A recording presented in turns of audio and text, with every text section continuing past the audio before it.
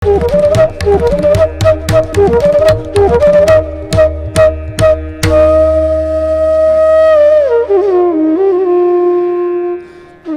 गुरुदेव ध्यान शंकराय नमः। प्रिय दर्शकों नमस्कार, मैं ज्योतिषाचार्य जिगर परीख एक बार फिर आप सबका स्वागत करता हूं। आपसे निवेदन रहेगा कि मेरे इस YouTube चैनल को ज़्यादा से ज़्यादा लाइक करिए, सब्सक्राइब करिए, नोटिफिकेशन बेल को दबाना ना भूलिएगा। उसके साथ साथ दूसरा निवेदन मेरा ये रहेगा कि आप जो भी मेरा ये प्रेडिक्शंस रहेंगे वो चंद्र नामांकन राशि के हिसाब से रहेंगे। सूर्य जो 9 ग्रह के राजा है, सूर्य जो हमारे आत्मा के कारक है, सूर्य जो हमें जीवन देते हैं, उन्होंने राशि परिवर्तन करते हुए मिथुन राशि से निकल करके चंद्रमा की राशि कर्क राशि में परिवर्तन किया है। आज सुबह जब मैं बात कर रहा हूँ 16 जुलाई को, उन्होंने पुनर्वसु नक्षत्र जो कि देवगुरु बृहस्पति का नक्षत्र है, पुनर्वसु नक्षत्र के चौथे चलन में राशि परिवर्तन करते हुए वो कर्क राशि में अब विराज चुके हैं। तो इसका प्रभाव कैसा रहेगा हमारी जिंदगियों पे, इसके बारे में मैं बात करने वाला हूँ। उसके साथ साथ अब मैं बात करता हूँ सूर्य देव के बारे में। देखिए, सूर्य जो हमें ऑक्सीजन प्रदान करते हैं, जीवन प्रदान करते हैं, प्राण वायु प्रदान करते हैं, कहीं ना कहीं मैं समझता हूँ जीवन में कहीं ना कहीं वो, क्योंकि 9 ग्रह के राजा है तो लीडरशिप प्रदान करना, कैप्टनशिप प्रदान करना, आत्मविश्वास देना, हड्डियों में जान देना, वो काम करते हैं सूर्य। उसके साथ साथ अगर सूर्य 6, 8, 12 में हो, पीड़ित अवस्था में हो, राहु के साथ में हो, तो ऐसी अवस्था में सूर्य हमेशा घबराहट देता है, दिल की धड़कन बढ़ाता है और साहसपूर्ण जब भी कार्य करने होते हैं तो ऐसे व्यक्तियों के बिहेवियर में हमें देखा गया है वो पीछे हट पाए जाते हैं। यानी कि जब साहस करना होता है तो वो साहस नहीं कर पाते हैं। यहाँ तक भी ये पाया गया है कि अगर किसी को किसी मुद्दे पे डट करके खड़े रहकर किसी को नजरें मिला करके बात करनी हो, चाहे वो इंसान सही क्यों ना हो, वो नहीं बता पा रहा है अपनी बात। क्यों? क्योंकि उसकी कुंडली में सूर्य कहीं ना कहीं पीड़ित अवस्था में होता है।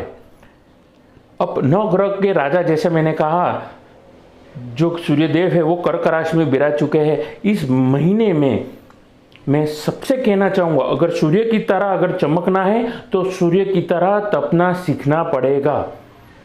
जब भी कुंडली में सूर्य भाग्यस्थान में बैठते हैं, वो इंसान का, वो व्यक्ति का भाग्योदय अक्सर 36 साल के बाद होता है। तब तक सूर्यदेव अपने तपोबल की तरह, अपने बल की तरह वो तपवाने का काम करते हैं। यानी कि भिन्न भिन्न प्रकार का ऐसे व्यक्तियों को अनुभव होता है और फिर 36 साल के बाद में जाकर के सफलता उनके कदम चूमती है। अब मैं बात करता हूं शनि की गोचर के बारे में। देखिए, शनि का जो गोचर रहेगा इस बार वो विशेष रहेगा, क्योंकि चंद्रमा की राशि है कर्क राशि और विशेष दृष्टि मंगल की, जो कि नीच दृष्टि उन पे रहेगी। उसके साथ साथ जैसे ही सूर्यदेव शनि के सामने आ जाएंगे तो वो कहीं ना कहीं समसप्तक योग बनाएंगे कर्क राशि और मकर राशि के बीच में। समसप्तक योग के बारे में फिर से मैं कभी कोई अलग से वीडियो अगर आपकी मांग रहेगी तो मैं बनाऊंगा और आपके सामने मैं प्रस्तुत करूंगा कि समसप्तक योग क्या होता है। अब इसका प्रभाव हमें देखने को मिलेगा और इसका प्रभाव हमें क्या देखने को मिलेगा, कहीं ना कहीं जितने भी बैंकिंग शेयर, अब शेयर मार्केट के लेकर के सारे मार्केट में जीवन का काम करते हैं रुपया और करेंसी और टर्नओवर। तो ऐसे वक्त के दरमियान मैं कहूँगा जो समसप्तक का ये जो योग रहेगा उसके वजह से बैंकिंग सेक्टर में कहीं ना कहीं हमें टेम्पररी फेज में तेजी देखने को मिलेगी। और इसके साथ साथ जो भी समसप्तक योग है, जैसे मैंने कहा कर्क राशि और मकर राशि के बीच में, उसकी वजह से सारे प्रकार के जितने भी मार्केट्स रहेंगे, अलग अलग मार्केट्स होते हैं। पेट्रोल का मार्केट अलग होता है, खाने और अन्य पदार्थ के मार्केट अलग रहते हैं। सारे मार्केटों में टेम्पररी फेज में थोड़ा सा उछाल देखने को हमें मिलेगा। उसके साथ साथ तेल, ड्राई फ्रूट, बादाम, सुपारी, गुड़, आपकी शक्कर, सारे प्रकार के तेल, चांदी में हमें एक फेज होगा। उस फेज के दरमियान शुरुआत के फेज में जैसे ही आज सूर्य ने राशि परिवर्तन किया है तो कुछ दिनों के लिए हमें तेजी भी देखने को मिल सकती है।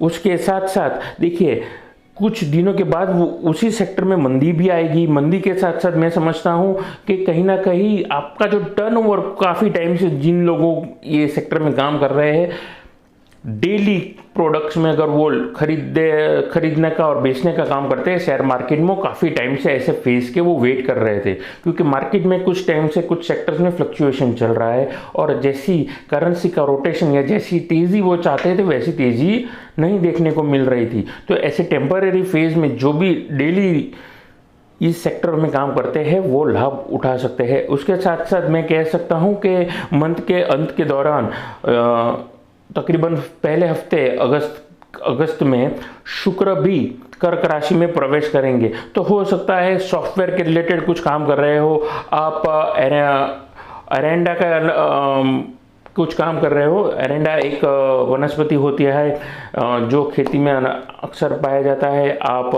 तेल गुड़ वगैरह में अगर काम करते हो तो वो फिर से जैसे ही शुक्र राशि परिवर्तन करेंगे इस महीने के अंत में और अगस्त की शुरुआत में, तो फिर से तेजी देखने को मिलेगी।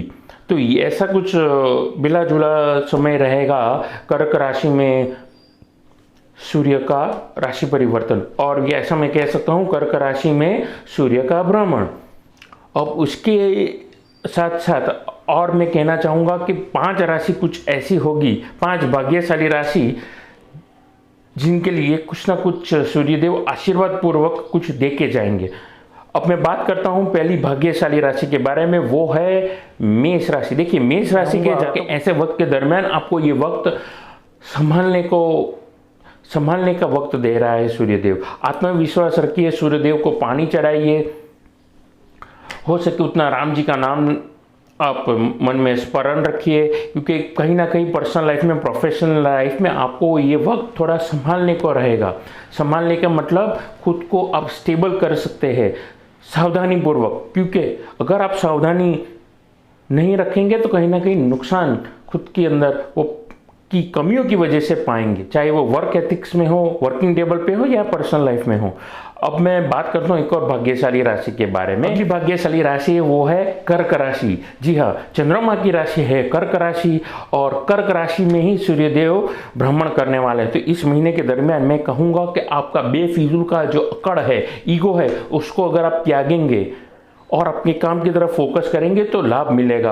पर्टिकुलरली अगर आप पॉलिटिशियन हैं, आप किसी भी पार्टी को रिप्रेजेंट करते हैं, तो ऐसे वक्त के दरमियान आपको ज़बरदस्त लाभ मिलेगा। उसके साथ साथ मैं कहूँगा कि पर्सनल लाइफ में, आपकी मैरिज लाइफ में हो गया या फिर आपके वर्किंग पार्टनर के साथ जो भी आपकी आर्ग्यूमेंट है, तनावपूर्ण परिस्थिति अगर हो अपने देखी है मैरिज लाइफ में या पार्टनर के साथ में, तो अगर बिना मुद्दा का या मैं कहूँ समझता हूँ कि बेफिजूल की अगर आर्गुमेंट या बोलते हैं ना ज़बानी लड़ाई से अगर आप बचने की कोशिश करेंगे तो आपके लिए ज़बरदस्त लाभदायक ये परिस्थिति को निमंत्रण देगा ये वक्त। क्योंकि मैं समझता हूँ कर्क राशि और मकर राशि के बीच में जो समसप्तक योग बना है उसकी वजह से डिफरेंस ऑफ ओपिनियन हो सकता है कि आपको देखने को मिलेगा। अब मैं बात करता हूँ अगले भाग्यशाली राशि के बारे में। बेफिजूल का आर्गुमेंट आप अवॉइड करिए। उसके साथ साथ आप अगर कुछ भी डिसीजन ले रहे हैं, किसी भी प्रकार का गाड़ी खरीदनी है या बंगला खरीदना है, कुछ भी खरीदना है, तो ये महीने अगर आप अवॉइड करेंगे तो अच्छा रहेगा। वरना अननेसेसरी जो भी आपके खर्चे है उसकी लिस्ट कहीं ना कहीं बढ़ जाएगी, तो तकलीफदायक परिस्थिति को आप निमंत्रण देंगे। और means lack of financial management and lack of finance की दिक्कत आप फेस कर सकते हैं, पैसों की दिक्कत को। आगे बात करते हैं एक और भाग्यशाली राशि के बारे में। अगली भाग्यशाली राशि है वो है तुला राशि। देखिए तुला राशि के जातकों के लिए मैं कहना चाहूँगा कि आपको ये जो वक्त रहेगा, ये वक्त आपके लिए नए काम, नई उन्नति, नई अपॉर्चुनिटी, और अगर आप बिजनेस कर रहे हैं तो बिजनेस अपॉर्चुनिटी, अगर आप जॉब कर रहे हैं तो नई जॉब मिलने की पूर्ण संभावना ला रहा है ये वक्त। अब मैं बात करता हूं एक और भाग्यशाली राशि के बारे में। भाग्यशाली राशि है वो है मकर राशि। देखिए मकर राशि के जातकों के लिए मैं कहना चाहूँगा ये वक्त के दरमियान आप जो भी काम करेंगे उसमें आपको वृद्धि देखने को मिलेगी, लाभ देखने को मिलेगा। उसके साथ साथ किसी भी काम में आप अगर फोकस रख के काम करेंगे तो ये जो समसप्तक योग बन रहा है कर्क राशि और मकर राशि के बीच में, इसमें मकर राशि को ज़बरदस्त लाभ मिल सकता है। उसके साथ साथ मैं कहूँगा मकर राशि के लिए संतान प्राप्ति का ये वक्त बड़ा मंगलमय रहेगा। तो ये थी मेरी सूर्य पे राशि परिवर्तन के बारे में कुछ बात जो मैं आप सबसे करना चाहता था। और अंत में अपनी वाणी को यहीं पर देता हूँ विराम। और विराम देने से पहले मैं कहना चाहूँगा कि आप कुंडली दिखाना चाहते हैं, अच्छी क्वालिटी के रुद्राक्ष या रत्न लेना चाहते हैं, या फिर आप वास्तु विजिट करवाना चाहते हैं, तो आप मेरा संपर्क कर सकते हैं। नमस्कार।